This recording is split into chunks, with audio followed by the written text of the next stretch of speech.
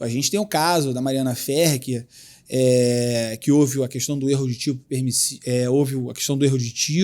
onde o juiz, evidentemente, reconheceu o erro de tipo invencível e julgou improcedente a ação penal porque o rapaz que estava acusado do crime não tinha condições ele não tinha a noção real se ela estava ou não numa condição de vulnerabilidade do parágrafo 1º do 217-A, que para eu ser punido de um crime, eu tenho que ter a consciência da ilicitude do fato. Sim. É uma questão de culpabilidade.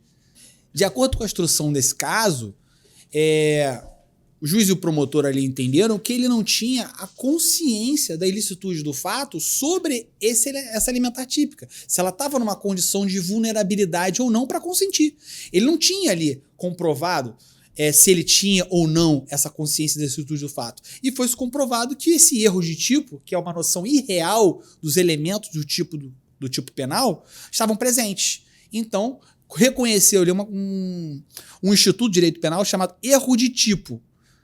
E no caso era invencível. Que não é, no caso é invencível, exclui o dolo. E não existe estupro culposo. Então, nesse caso, exclui o dolo, não tem uma figura culposa, o fato é atípico. Por isso, houve ali o julgamento improcedente da ação penal absolvendo o rapaz. Então, os crimes sexuais, a pecha, o etiquetamento é muito maior.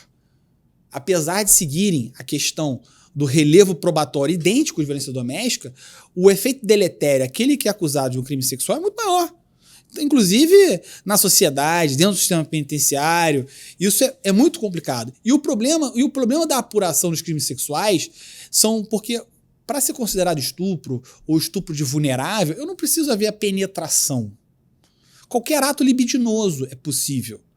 Diverso da conjunção carnal, é possível a configuração do estupro. Até um beijo lascivo numa micareta, se for lascivo, é estupro. Porque a importunação sexual, o que difere a importunação sexual do estupro é a violência e grave ameaça. Sim. Então, se evidentemente eu utilizo a violência e grave ameaça para um ato libidinoso ou uma conjunção carnal, estupro.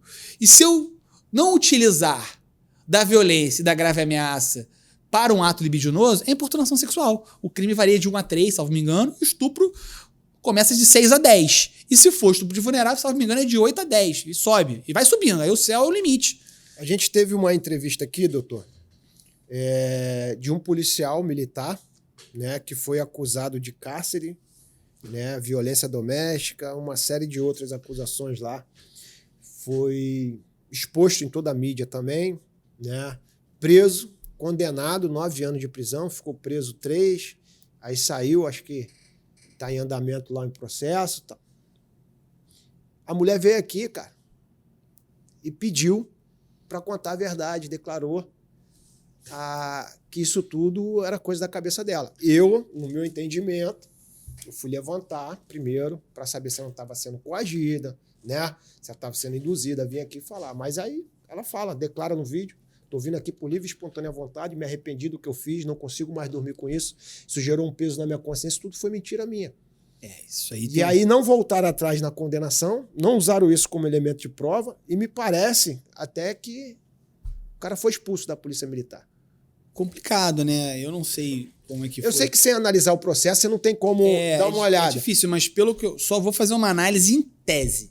Uma análise em tese, juridicamente, se de fato você tem uma ação penal de uns crimes graves dessa forma, que tem a incidência da Lei 11.340, que é a Lei de Violência Doméstica.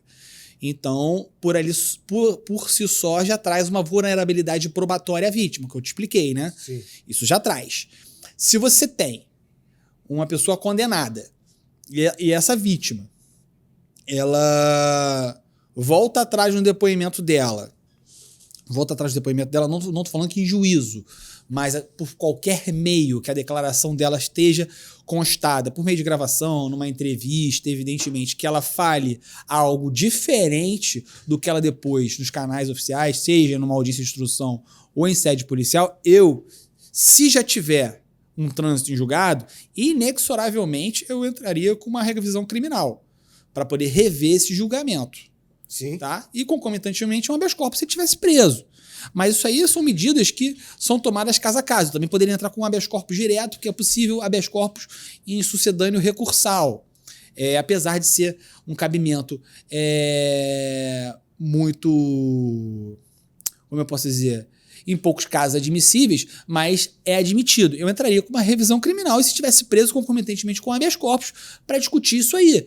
Pô, se eu tenho uma vítima que voltou atrás de um crime grave dessa forma, isso, primeiro passo, evidentemente, que tem que ser feito é mudar o status processual daquele que está sendo acusado. Se ele estiver condenado, se ainda tiver recurso pendente, eu vou pegar esse material e vou juntar no recurso. Sim. Eu posso fazer juntar os documentos em apelação em processo penal. Vou juntar, vou pedir julgamento e conversão, a conversão do julgamento em diligência para apurar isso. Isso tem que ser apurado. Que não pode, evidentemente, uma declaração de uma vítima voltar atrás e nada ser feito. Agora, se, de fato, houve como eu posso dizer, a promoção dessas medidas e a justiça entendeu que, evidentemente, nada se altera, significa que a palavra dela pode estar isolada ante de demais elementos, porque nada é absoluto no processo penal. Então, tipo, a lei da confissão. A confissão ela não é absoluta. A confissão ela tem que ser corroborada por outros detrimentos de prova. De igual forma, a palavra da vítima. Se a palavra da vítima não tiver coesa, não tiver como fosse um filme e tiver divorciada de outros elementos probatórios na investigação criminal e na instrução processual, o réu vai ser absolvido. Porque na dúvida absolve-se o réu. Isso aí é fato. Eu quero deixar claro aqui, galera, que isso é uma análise fria diante de um cenário bruto. Uma análise em tese. Respeitando também aí o trabalho dos advogados, sim, cada vítimas, de cada um de vocês. A gente não quer aqui falar que vocês estão certos ou errados. Não. Até porque o direito é dinâmico, né? É dialético. A gente tem que fazer uma análise bruta porque muitas outras pessoas assistem esse vídeo, de repente estão passando pela mesma situação e eu quero trazer conhecimento para vocês aqui, saber o que pode fazer e o que não pode. Beleza? Primeiro ponto eu não sei, eu não conheço o caso, sim, eu tô me utilizando por balizas do que você está me falando. Sim. Então eu tô fazendo uma análise em tese do que eu faria. Então, se de fato o tribunal manteve a condenação... Gente juntar e analisar o processo porque eu acredito, então, que existe a palavra dela, essa nova declaração se torna isolada do que foi provado. Agora, se de fato a declaração dela bate com elementos colhidos no inquérito, peraí. Então, a gente tem que tomar uma atitude. Evidentemente, se o cara está condenado e preso, o primeiro passo é soltar. E depois vamos discutir o mérito. E essa vítima, evidentemente, se ela voluntariamente, consciente, volta atrás e assume que mentiu, ela reconheceu que tinha conhecimento que ele era inocente. Então nós temos as elementares aí da denunciação caluniosa, que é um crime alto, tá? Salvo me engano, sob censura aí, deve ser de 2 a 8 anos de reclusão. É um crime alto. É um crime de grave potencial ofensivo, que é mais de 4 anos de reclusão. Então, é algo a se analisar com muita cautela. E fica a dica aí pra mulherada que quer usar essa brecha aí pra ferrar o teu marido, que você pode se ferrar numa dessa. A gente vai continuar batendo nisso daqui enquanto a gente tiver voz.